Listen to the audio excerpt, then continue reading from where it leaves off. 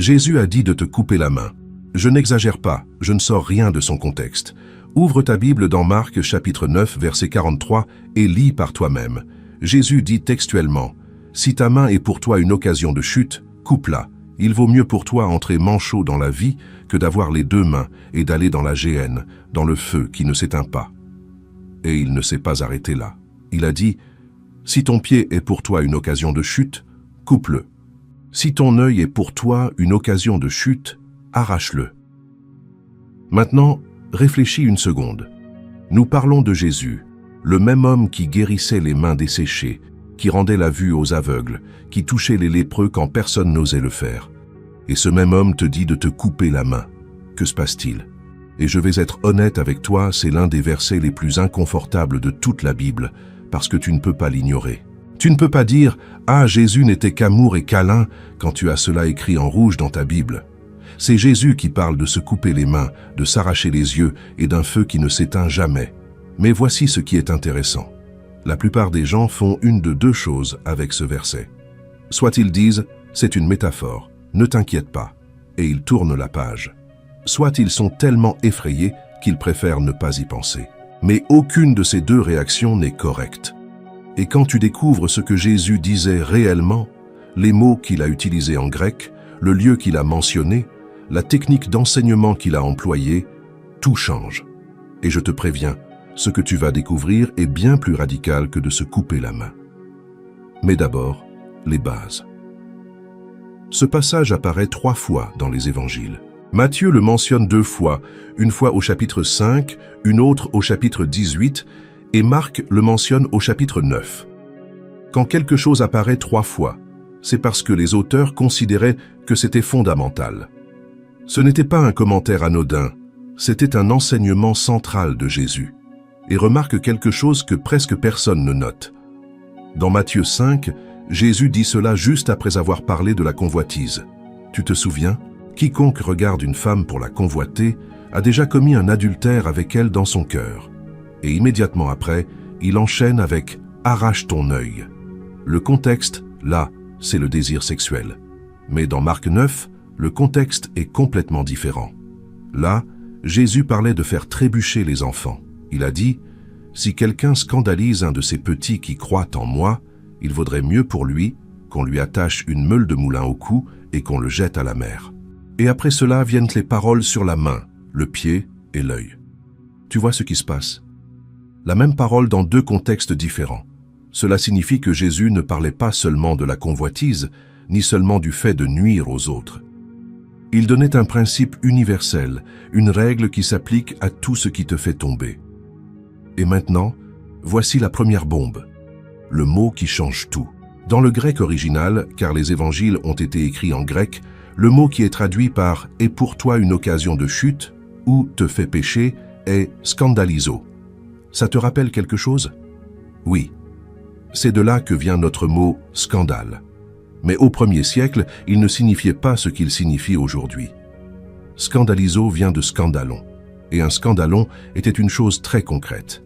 C'était le déclencheur d'un piège littéral. Dans les pièges à animaux du monde antique, il y avait un petit bâton ou une pièce que lorsque l'animal la touchait, clac, le piège se refermait. Cette pièce s'appelait le scandalon. Pense à une souricière. La souris sent le fromage, s'approche, touche le déclencheur et en une fraction de seconde, la barre de métal tombe et l'attrape. La souris n'avait aucune idée de ce qui se passait, elle voulait juste le fromage.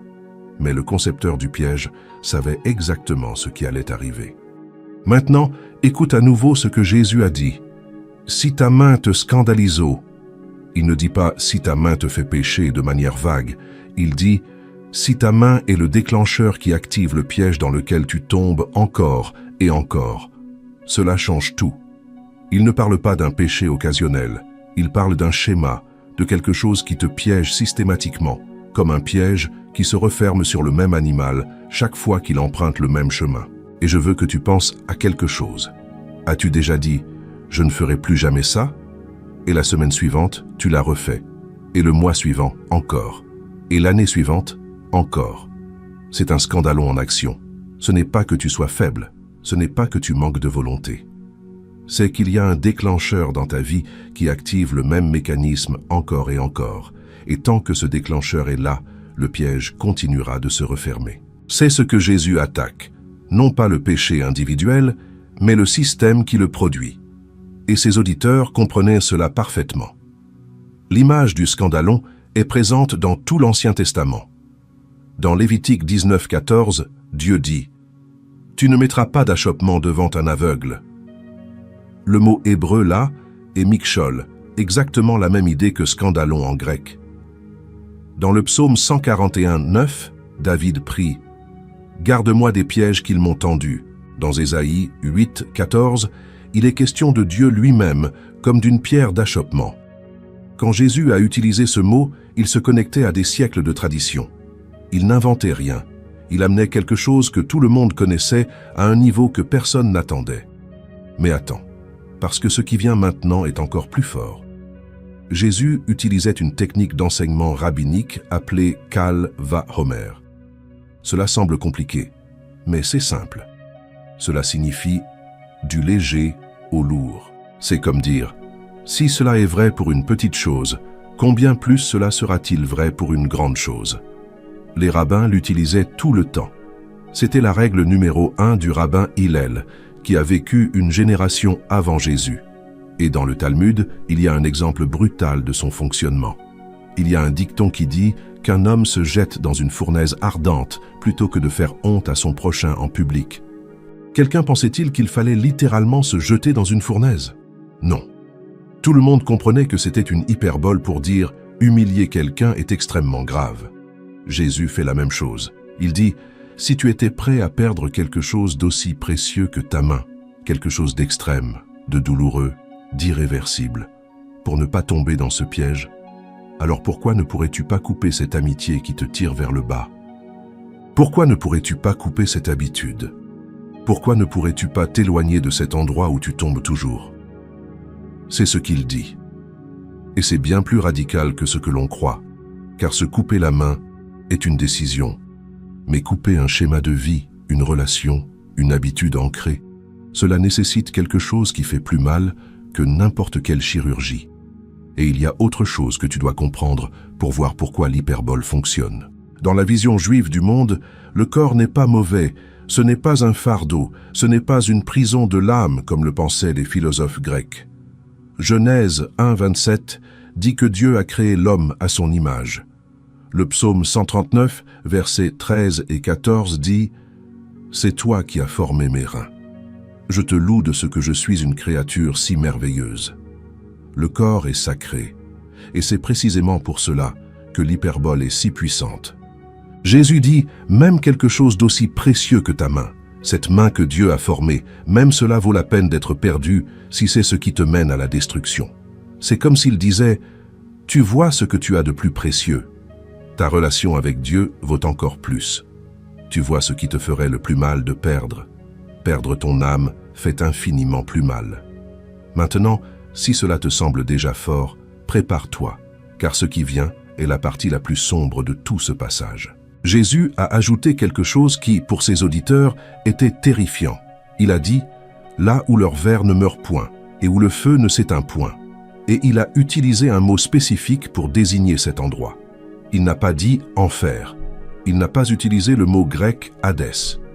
Il a utilisé un autre mot, « géhenne ». Et ici, cela devient sombre, car la géhenne n'était pas un concept abstrait, ce n'était pas une idée théologique flottant dans les airs. C'était un lieu réel, un endroit que les auditeurs de Jésus pouvaient montrer du doigt. Si tu étais à Jérusalem et que tu regardais vers le sud, juste en contrebas des remparts, il y avait une vallée. Elle s'appelait Gehinnom en hébreu, la vallée de Hinnom. Et cette vallée avait une histoire qui glaçait le sang de tout juif du 1er siècle. Pour comprendre pourquoi, nous devons remonter 700 ans en arrière, à l'époque des rois de Juda. 2 Rois, chapitre 23, verset 10, et 2 Chroniques, chapitre 33, verset 6, rapportent quelque chose d'effroyable. Les rois Achaz et Manassé, 2 des pires rois d'Israël, transformèrent cette vallée en un lieu de sacrifice d'enfants. Ils érigèrent des autels à Molech, une idole ammonite représentée avec un corps d'homme et une tête de taureau. et sur ces autels, ils brûlaient leurs propres enfants vivants. Ce n'est pas de la fiction. 2 Chroniques 33, 6 dit textuellement que Manassé fit passer ses fils par le feu dans la vallée de Hinnom. Et il y a un détail difficile à entendre. En hébreu, le nom spécifique du lieu des sacrifices à l'intérieur de la vallée était Tophet. Et de nombreux érudits pensent que Tophet vient de la racine Toph, qui signifie tambour. Pourquoi? Parce que selon ces chercheurs, on jouait du tambour pendant les sacrifices pour étouffer les cris des enfants qui étaient brûlés. Des tambours pour couvrir les cris d'enfants. Pense à cela. Et maintenant, pense que c'est ce lieu que Jésus utilise comme image du destin de celui qui refuse de couper son scandalon. Il n'a pas choisi une image douce. Il n'a pas dit « tu seras triste ». Il n'a pas dit « tu auras des problèmes ». Il a dit « Géhenne, l'endroit où l'on tuait les enfants, l'endroit où le feu ne s'éteignait jamais, l'endroit le plus maudit de toute l'histoire d'Israël. » Et sais-tu pourquoi il a choisi cet endroit? Parce que le péché de Molech était l'exemple ultime de ce qui arrive quand on ne coupe pas à temps. Les rois d'Israël ont commencé par de petites concessions. Une idole ici, un petit autel là. Ce n'est pas si grave, c'est juste de la culture. Tout le monde le fait. Ces petites concessions, ces petits scandales qu'ils n'ont pas coupés à temps, ont escaladé jusqu'à ce qu'ils brûlent leurs propres enfants dans une vallée à la périphérie de Jérusalem. Le scandalon que tu ne coupes pas aujourd'hui devient la géhenne de demain. C'est ce que Jésus dit. Et sais-tu ce que Dieu a dit à ce sujet? Jérémie, chapitre 7, versets 31 et 32. Ils ont bâti des hauts lieux à Tophet, dans la vallée de Hinnom, pour brûler au feu leurs fils et leurs filles, ce que je n'avais pas commandé et qui ne m'était point venu à la pensée. Et ensuite, il dit, « Des jours viennent, dit l'Éternel, où l'on ne dira plus la vallée de Hinnom, mais la vallée du carnage. » Le roi Josias, vers 622 avant Jésus-Christ, a détruit ces autels. 2 Rois 23, 10 le rapporte. Il a profané l'endroit délibérément pour qu'il ne soit plus jamais utilisé pour les sacrifices. Et à partir de là, selon les traditions juives, la vallée est devenue un dépotoir, une décharge à la périphérie de Jérusalem. Du feu brûlait les déchets en permanence, des vers se nourrissaient des débris, l'odeur était insoutenable. Aujourd'hui, les érudits débattent pour savoir si la vallée fonctionnait réellement comme une décharge à l'époque de Jésus. Certains universitaires le remettent en question. Mais ce que personne ne conteste, c'est qu'au moment où Jésus a parlé, le mot géhenne était depuis des siècles synonyme de jugement divin. Le livre d'Enoch, écrit entre le 3e et le 1er siècle avant Jésus-Christ, décrit la géhenne comme le lieu du châtiment final. Le 4e livre d'Esdras dit que la géhenne sera révélée comme une fournaise au jour du jugement. Alors, imagine la scène. Jésus parle. Il dit « géhenne ». Et tous ceux qui l'écoutent savent exactement de quel lieu il parle. Ils connaissent l'histoire. Ils savent pour les enfants. Ils savent pour le feu perpétuel. Il n'a pas besoin d'expliquer quoi que ce soit. La simple mention de ce mot activait des siècles d'horreur dans la mémoire collective. Et quand il dit « Il vaut mieux entrer manchot dans le royaume de Dieu que d'aller avec tes 2 mains dans la géhenne », il utilise l'image la plus puissante et la plus terrifiante qui existait dans la culture juive du 1er siècle. Remarque un autre détail que presque personne ne voit. Dans Marc 9,48, Jésus cite le prophète Ésaïe, « Là où leur ver ne meurt point et où le feu ne s'éteint point ». Cela vient d'Ésaïe 66, 24, le dernier verset de tout le livre d'Ésaïe. Ésaïe décrit une scène de la fin des temps où les justes voient les cadavres de ceux qui se sont rebellés contre Dieu. Jésus a pris cette image prophétique et l'a connectée à la vallée que tout le monde connaissait. Il disait « Ce qui s'est passé dans la vallée de Hinnom, la destruction, le feu, la mort, n'est qu'une ombre de quelque chose de bien plus grand qui vient. » Et l'accent n'est pas mis sur le châtiment, l'accent est mis sur la permanence. Le but de Jésus n'est pas de te faire peur avec le feu, c'est de te dire « Les conséquences de ne pas couper ce qui te piège sont permanentes. » Pas temporaire. Elle ne passe pas, elle ne s'atténue pas avec le temps. Tu vois comment tout se connecte? Si le scandalon, le piège, te prend au piège de manière répétée et que les conséquences de te laisser prendre sont permanentes, alors la chirurgie radicale que Jésus propose n'est pas exagérée. Elle est proportionnelle. C'est la réponse logique quand tu comprends l'enjeu. Si tu reçois de la valeur de cela, si quelque chose de ce que tu entends t'ouvre les yeux, like cette vidéo et partage-la avec quelqu'un qui a besoin d'entendre cela, parce que ce qui vient maintenant est la partie que personne n'enseigne. Jésus a mentionné 3 parties du corps, la main, le pied, l'œil. Pourquoi ces 3-là? Pourquoi pas la langue, que Jacques chapitre 3 appelle un feu et un monde d'iniquité? Pourquoi pas l'oreille? Pourquoi pas le cœur lui-même? Parce que la main, le pied et l'œil représentent les 3 phases du fonctionnement du piège. Et je ne dis pas cela de moi-même, cela se trouve dans l'Écriture. 1 Jean 2, 16 dit « Car tout ce qui est dans le monde, la convoitise de la chair, la convoitise des yeux et l'orgueil de la vie, ne vient pas du Père. L'œil voit, le pied t'y amène, la main prend. » C'est une séquence. D'abord, tu vois quelque chose qui t'attire. Ensuite, tu t'approches. Ensuite, tu le saisis. Et regarde maintenant comment ce schéma se répète dans la Bible, encore et encore. Ève dans le jardin d'Éden, Genèse 3, 6. La femme vit que l'arbre était bon à manger et agréable à la vue, l'œil, et elle prit de son fruit, la main. Et pour arriver à l'arbre, elle a dû marcher jusqu'à lui, le pied. David et Bethsabée, 2 Samuel 11, 2. D'abord, il vit la femme qui se baignait depuis son toit, l'œil. Ensuite, il envoya des messagers pour la chercher, le pied. Ensuite, il la prit, la main. Akan dans Josué 7, 21 le confesse exactement dans cet ordre. J'ai vu parmi les dépouilles un manteau de Shinar. Je l'ai convoité et je l'ai pris. L'œil, le pied, la main. Toujours dans cet ordre. Toujours le même mécanisme. Et ce n'est pas une coïncidence. C'est un schéma que Dieu a révélé dès le début de l'Écriture pour que tu puisses le reconnaître dans ta propre vie. Chaque chute que tu as faite a probablement suivi cette séquence. D'abord, tu as vu quelque chose. Ça a attiré ton attention. Ça a éveillé quelque chose. Ensuite, tu t'es approché. Tu as fait un pas, tu as ouvert cette porte, tu es allé à cet endroit. Ensuite, tu as pris. Tu as fait ce que tu savais que tu ne devais pas faire. Et ensuite, tu t'es senti terrible. Tu as dit « plus jamais ». Et 3 semaines plus tard, l'œil, le pied, la main. Encore une fois. Maintenant, imagine qu'au lieu d'attendre l'étape 3, la main, tu avais coupé à l'étape 1, l'œil. Imagine que tu avais éliminé ce qui te permettait de voir la tentation. Tu ne serais jamais arrivé aux étapes 2 ou 3. Le piège ne se serait jamais activé. C'est ce que Jésus enseigne.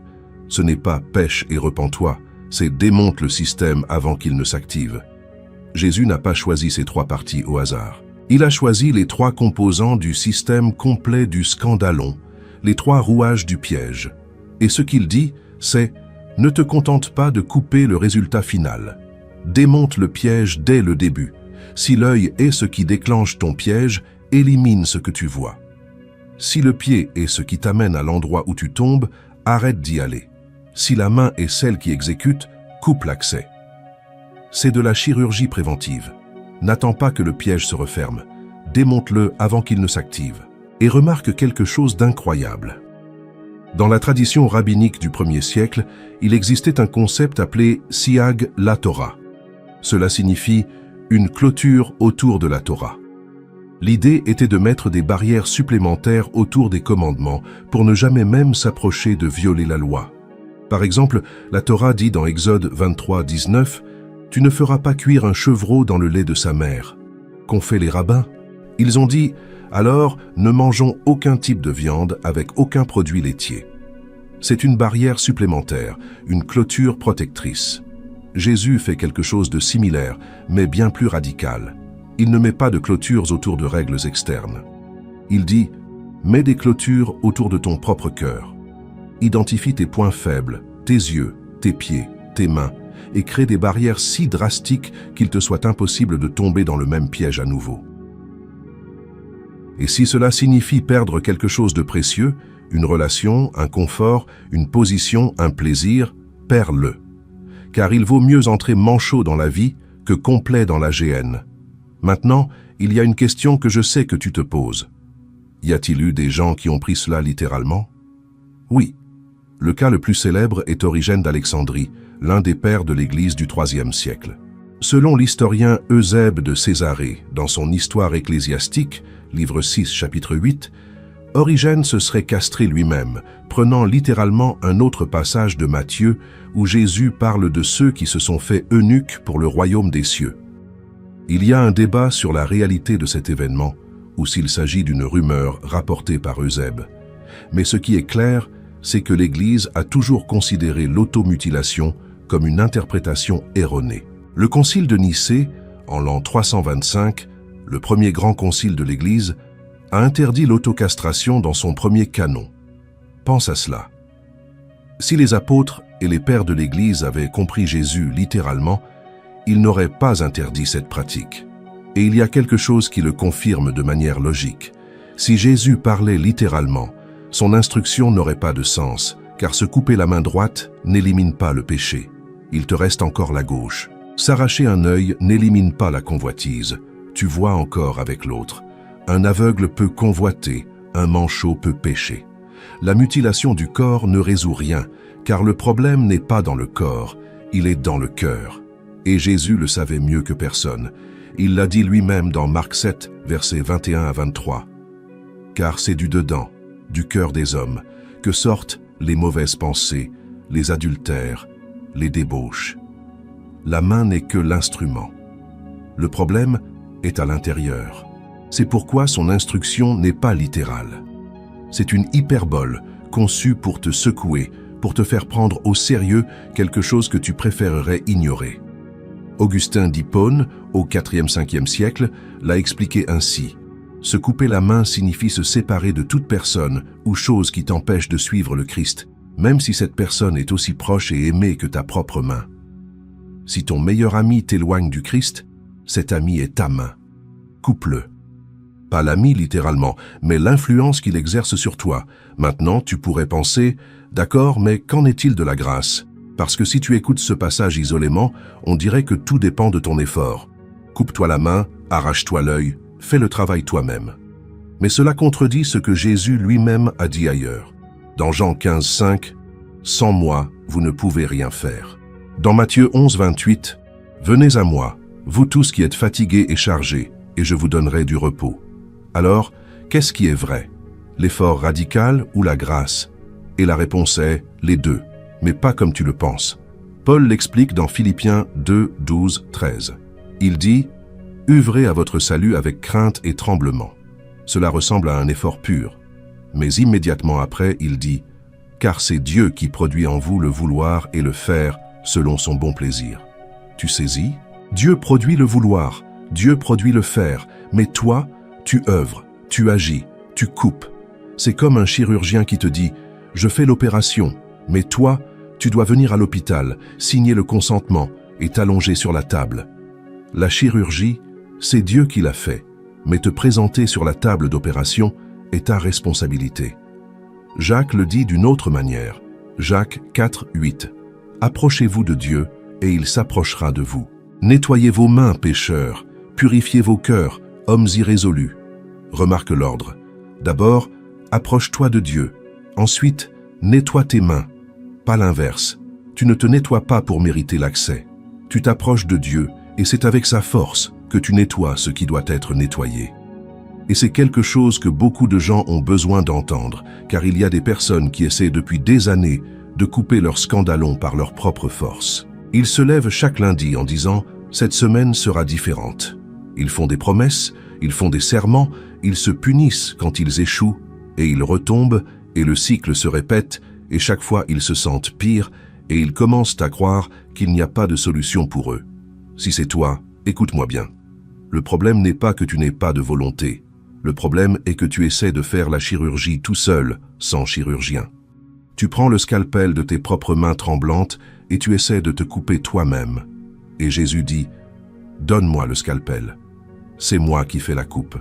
Toi, allonge-toi simplement sur la table. » Paul le dit dans Romains 8, 13. « Si par l'Esprit vous faites mourir les actions du corps, vous vivrez. » Tu vois, par l'Esprit. Pas par ton effort, pas par ta détermination, par l'Esprit de Dieu qui œuvre en toi. La chirurgie, c'est Dieu qui l'a fait. Ton travail est de le laisser faire. Et maintenant, voici quelque chose qui, quand tu le vois, te fait exploser la tête, car presque personne ne fait ce lien. Dans Marc 9, juste avant que Jésus ne dise les paroles sur la main, sais-tu ce qui se passait? Les disciples se disputaient entre eux pour savoir qui était le plus grand. Marc 9, 34. Ils avaient discuté entre eux pour savoir qui était le plus grand. Jésus prend un enfant, le place au milieu d'eux et dit au verset 37, « Celui qui reçoit en mon nom un de ces petits-enfants me reçoit moi-même. » Ensuite, Jean lui dit qu'ils ont trouvé quelqu'un qui chassait les démons en son nom, mais qui ne faisait pas partie de leur groupe, et ils demandent s'ils doivent l'en empêcher. Jésus dit, « Ne l'en empêchez pas. » Tu vois le tableau complet? Les disciples se disputent pour le pouvoir, la position, pour savoir qui est le plus important. Ils rejettent quelqu'un qui fait des miracles légitimes parce qu'il n'est pas des nôtres. Et dans ce contexte, orgueil, compétition, exclusivisme religieux, Jésus dit, si quelque chose te fait tomber, coupe-le. Arrête-toi une seconde et pense à ce que cela implique. Jésus parle à ses disciples, ses amis, les 12 hommes les plus proches de lui sur toute la planète, et il leur dit en face ce qu'ils sont en train de faire. Se disputer pour le pouvoir, exclure ceux qui ne font pas partie du groupe. C'est un scandalon, c'est un piège. Et si vous ne le coupez pas, il vous mènera à la destruction. Il ne leur a pas dit ce qu'ils voulaient entendre. Il leur a dit ce qu'ils avaient besoin d'entendre. Et c'est quelque chose que presque personne ne fait aujourd'hui. Aujourd'hui, tout le monde veut qu'on lui dise qu'il va bien, qu'il ne s'inquiète pas, qu'il continue comme il va. Et Jésus dit, non. Si ta main te fait tomber, coupe-la. Même si ça fait mal, même si c'est inconfortable, même si tu restes manchot. Sais-tu quelle était la main des disciples à ce moment-là? Leur ambition, leur besoin d'être les plus importants, leur orgueil spirituel. Jésus leur dit, si ton désir d'être le premier va te mener à la géhenne, à l'endroit où tout ce qui est inutile, tout ce qui est corrompu était brûlé, alors il vaut mieux que tu coupes ce désir à la racine, même si cela fait aussi mal que de se couper la main. Parce qu'entrer dans le royaume de Dieu, humble et manchot d'orgueil, est infiniment meilleur qu'entrer dans la destruction avec tout ton prestige intact. Et cela se connecte avec les béatitudes. Matthieu 5, 3, 10. Regarde qui sont les bienheureux. Heureux les pauvres en esprit, ceux qui pleurent, les débonnaires, ceux qui ont faim et soif de la justice, les miséricordieux, ceux qui ont le cœur pur, ceux qui procurent la paix, ceux qui sont persécutés. Qu'ont-ils tous en commun? Ce sont tous des gens qui ont perdu quelque chose. Les pauvres ont perdu leur autosuffisance. Ceux qui pleurent ont perdu quelque chose de précieux. Les débonnaires ont perdu leur orgueil. Les persécutés ont perdu leur confort. Et Jésus dit, ceux-là sont bienheureux. Ceux qui sont arrivés dans le royaume manchot de quelque chose de mondain sont ceux qui possèdent tout ce qui compte. Si cela te remue, abonne-toi à la chaîne pour ne pas manquer ce qui vient après cette vidéo, car il y a encore quelque chose que tu dois savoir. Maintenant, allons aux détails que tout le monde ignore. Dans les versets 49 et 50 de Marc 9, juste après avoir parlé de la géhenne, Jésus dit quelque chose qui semble sorti de nulle part, car tout homme sera salé de feu. Le sel est une bonne chose, mais si le sel devient sans saveur, avec quoi l'assaisonnerez-vous? Ayez du sel en vous-même et soyez en paix les uns avec les autres. Sel, feu. Qu'est-ce que cela a à voir avec se couper la main? Tout. Absolument tout. Dans Lévitique 2, 13, Dieu ordonne « Tu mettras du sel sur toutes tes offrandes ». Chaque sacrifice présenté dans le temple devait contenir du sel. C'était si important que le Talmud consacre des pages entières à discuter de la quantité de sel à utiliser. Et sais-tu pourquoi? Parce que le sel représentait l'alliance. On l'appelait l'alliance du sel. Elle apparaît dans Nombre 18, 19 et dans 2 Chroniques 13, 5. Une alliance de sel était indestructible, permanente, qu'on ne pouvait pas rompre. Maintenant, relis les points. Tout homme sera salé de feu. Le feu de la géhenne détruit ce qui est inutile et corrompu, mais le sel de l'alliance préserve ce qui est précieux. Tu saisis? Jésus dit, le processus de couper ce qui te fait tomber est douloureux. C'est un feu. Mais ce feu ne te détruit pas. Il te purifie, il te sale, il te rend digne de l'alliance. Et c'est quelque chose que les gens confondent constamment. Ils pensent que le feu de Dieu est un châtiment. Mais non, le feu de Dieu est un affinement. C'est comme l'orfèvre qui met l'or au feu. Le feu détruit-il l'or? Non. Le feu détruit les impuretés. L'or ressort plus pur, plus brillant, plus précieux. Les seules choses que le feu détruit sont celles qui ne devraient pas être là. Le prophète Malachie le dit au chapitre 3, verset 3, « Il s'assiera, fondra et purifiera l'argent. Il purifiera les fils de Lévi, il les affinera comme l'or et l'argent. Fondeur, purificateur, affineur, pas destructeur, raffineur. » Quand Jésus te dit « coupe-toi la main », il ne te détruit pas, il te raffine. Il enlève ce qui est en trop pour qu'il ne reste que ce qui compte. Paul dit exactement la même chose dans 1 Corinthiens 3, 12, 15. Si quelqu'un bâtit sur ce fondement avec de l'or, de l'argent, des pierres précieuses, du bois, du foin, du chaume, l'œuvre de chacun sera manifestée, car le jour la fera connaître, parce qu'elle se révélera dans le feu. Le feu éprouvera ce qu'est l'œuvre de chacun. Le feu teste la qualité de ce que tu as construit. Le bois brûle, l'or est purifié. Tu vois l'image complète? Jésus ne te menace pas de destruction quand il dit « coupe-toi la main ». Il t'offre la purification. Il te dit « il y a des choses dans ta vie qui sont du bois et du chaume. Elles brûleront de toute façon. Il est préférable que tu les coupes toi-même maintenant, volontairement, avec une douleur contrôlée, plutôt que le feu des conséquences ne les consume plus tard et n'emporte tout le reste avec elles. C'est la différence entre une chirurgie programmée et une urgence. Dans une chirurgie programmée, tu décides quand, comment et ce qui est coupé. Dans une urgence, tu n'as plus aucun contrôle. Jésus t'invite à la chirurgie programmée, à prendre le scalpel maintenant, pendant que tu peux encore choisir. Et il y a quelque chose de magnifique caché dans la dernière phrase du verset 50. « Soyez en paix les uns avec les autres. » Rappelle-toi, tout cela a commencé parce que les disciples se disputaient. Et Jésus leur a parlé de pièges, de se couper la main, de feu, de sel, d'alliance.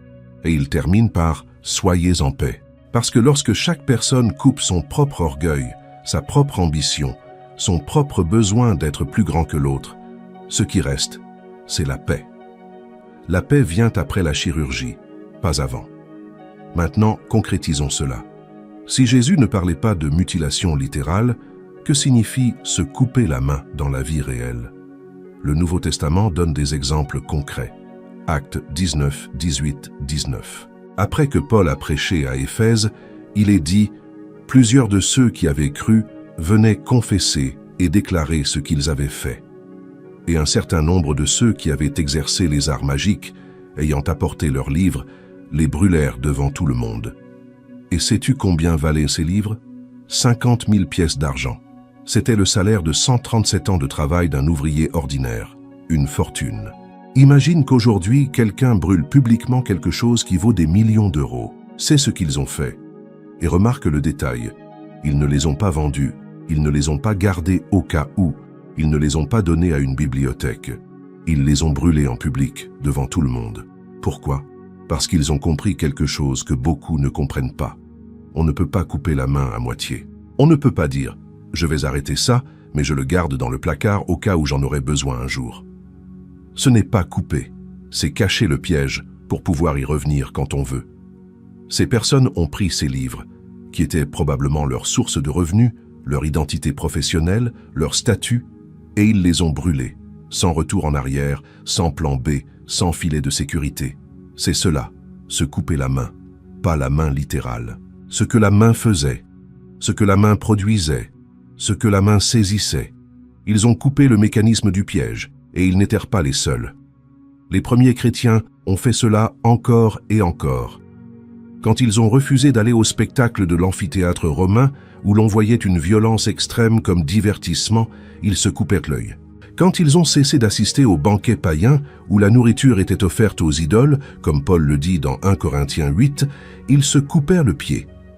Quand ils vendaient leurs propriétés et déposaient l'argent aux pieds des apôtres, Actes 4, 34-35, ils se coupèrent la main qui s'accrochait à la sécurité matérielle. Tertullien, l'un des pères de l'Église du IIe siècle, a écrit une œuvre entière intitulée « De Spectaculis » sur les spectacles, où il dit que les chrétiens ne devaient pas aller au cirque, au théâtre, ni à l'amphithéâtre. Et sais-tu ce que cela signifiait? Rome tout entière tournait autour des spectacles. C'était le réseau social de l'Antiquité, l'endroit où tu faisais des affaires, où tu entretenais des relations, où tu étais quelqu'un. Cesser d'y assister, c'était comme disparaître d'Internet aujourd'hui. Et ils l'ont fait, ils se sont coupés cette main. Et l'Église a grandi plus rapidement que tout autre mouvement dans l'histoire humaine. Ce qui est fou, c'est que les Romains ne comprenaient pas pourquoi les chrétiens faisaient cela. Pour un Romain, refuser les spectacles était impensable. C'était comme refuser l'air. Il les considérait comme fous, dangereux, antisociaux. Pline le Jeune, un gouverneur romain, a écrit à l'empereur Trajan vers l'an 112 pour dire que les chrétiens avaient une superstition excessive, parce qu'ils se réunissaient avant l'aube pour chanter des hymnes au lieu d'aller à l'amphithéâtre comme des gens normaux. Mais ces fous qui se sont coupés la main des spectacles romains ont changé la civilisation occidentale pour toujours. Ceux qui perdent quelque chose pour suivre le Christ finissent par gagner quelque chose que ceux qui gardent leurs deux mains n'obtiennent jamais. Jésus lui-même a dit quelque chose de semblable au jeune homme riche. Marc 10, 21. Il te manque une chose. Va, vends tout ce que tu as, donne-le aux pauvres, et tu auras un trésor dans le ciel. Puis viens, suis-moi. Et le jeune homme s'en alla triste, car il avait de grands biens. Pour lui, sa richesse était son scandalon. Jésus lui a dit, « Coupe-le », et il n'a pas pu. Mais remarque un détail crucial. Jésus n'a pas dit cela à tout le monde. Il n'a pas dit à Zachée de vendre tout ce qu'il avait. Pour Zachée, il suffit de rendre ce qu'il avait volé et de donner la moitié de ses biens. Luc 19, 8. Il n'a pas dit à Joseph d'Arimathie de tout vendre. Joseph était riche, et Jésus ne le lui a jamais demandé. Matthieu 27, 57. Il n'a pas dit à Nicodème de quitter le Sanhédrin. Jean 3, 1, 21. Il n'a pas dit aux femmes qui le finançaient d'abandonner leur argent. Luc 8, 2, 3 dit que des femmes comme Jeanne, femme de l'intendant d'Hérode, assistaient Jésus de leurs biens. Le scandalon est différent pour chaque personne. Ce qui te piège n'est pas ce qui piège un autre. Pour le jeune homme riche, le piège était l'argent. Pour Pierre, c'était la peur. Il a renié Jésus 3 fois par crainte. Matthieu 26, 69, 75. Pour Thomas, c'était le doute. Il avait besoin de voir pour croire. Jean 20, 25. Pour Marthe, c'était l'activisme. Elle était si occupée à servir qu'elle en oubliait l'essentiel. Luc 10, 40, 42. Chacun avait un scandalon différent, et Jésus a traité chacun différemment. Et c'est quelque chose que la religion organisée ne comprend souvent pas. Ils traitent tout le monde de la même manière. Ils donnent la même liste de règles. Ils disent à tout le monde d'abandonner les mêmes choses. Mais Jésus n'a jamais fait cela. Jésus regardait chaque personne dans les yeux et lui disait exactement ce que cette personne spécifique avait besoin de couper. Au jeune homme riche, il a dit de quitter l'argent. À Pierre, il a dit de quitter la peur. À Marthe, il a dit de quitter l'activisme. Aux disciples, dans Marc 9, il a dit de quitter l'orgueil. Il n'y a pas de liste universelle de scandala. Il n'y a pas de manuel générique des 10 choses que tout chrétien doit couper. Il y a ton piège, celui que tu connais, celui qui s'active dans ta vie. Et la chirurgie, c'est entre toi et Dieu. C'est pour cela qu'il dit « ta main, ton pied, ton œil ». C'est personnel. Toi seul sais quel est le piège qui se referme sur toi encore et encore. Et toi seul peux décider de le couper. Et ce passage n'existe pas de manière isolée. Jésus avait un schéma constant d'enseignements radicaux sur ce qu'il faut abandonner. Luc 14, 26. Si quelqu'un vient à moi, et s'il ne hait pas son père, sa mère, sa femme, ses enfants, ses frères, ses sœurs, et même sa propre vie, il ne peut être mon disciple. Matthieu 10, 39. Celui qui trouvera sa vie la perdra, et celui qui perdra sa vie à cause de moi la trouvera. Luc 9, 62. Quiconque met la main à la charrue et regarde en arrière n'est pas propre au royaume de Dieu. Haïr sa famille, perdre sa vie, ne pas regarder en arrière, se couper la main. Tout mène à la même chose. Le royaume de Dieu exige une décision totale. Ce n'est pas un accessoire que tu ajoutes à ta vie. C'est une révolution qui réorganise tout le reste. L'apôtre Paul l'a vécu personnellement. Cet homme avait tout. Il était pharisien, instruit par Gamaliel, le rabbin le plus célèbre de sa génération. Il avait l'autorité du souverain sacrificateur. Il était citoyen romain, ce que la plupart des Juifs n'avaient pas. Il était bilingue, brillant, son avenir était assuré. Et il a tout coupé. Philippiens 3:8. Ce qui était pour moi un gain, je l'ai regardé comme une perte, à cause de Christ. Et même, je regarde toute chose comme une perte, à cause de l'excellence de la connaissance de Jésus-Christ mon Seigneur, pour lequel j'ai perdu tout, et je les regarde comme de la boue. Et le mot que Paul utilise pour boue, en grec, est skibala.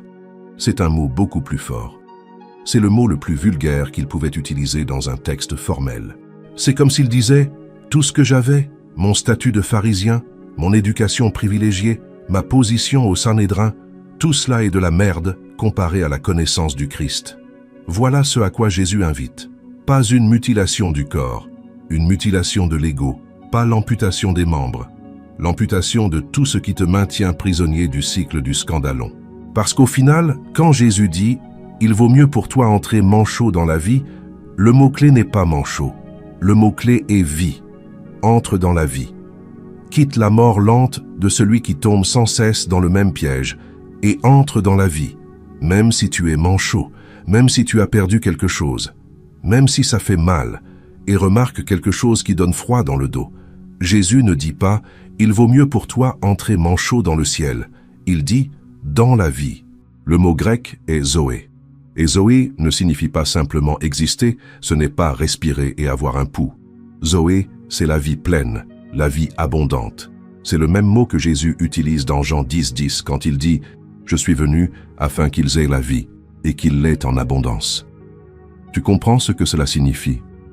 Jésus ne te demande pas de perdre quelque chose pour aller au ciel après ta mort. Il te demande de perdre quelque chose pour vivre vraiment, dès maintenant. Le piège du scandalon ne te détruit pas seulement pour l'éternité, il te détruit aujourd'hui. Il te vole la Zoé. Il te vole la vie abondante que tu es censé vivre. Chaque fois que tu tombes dans le même piège, tu perds un morceau de cette vie.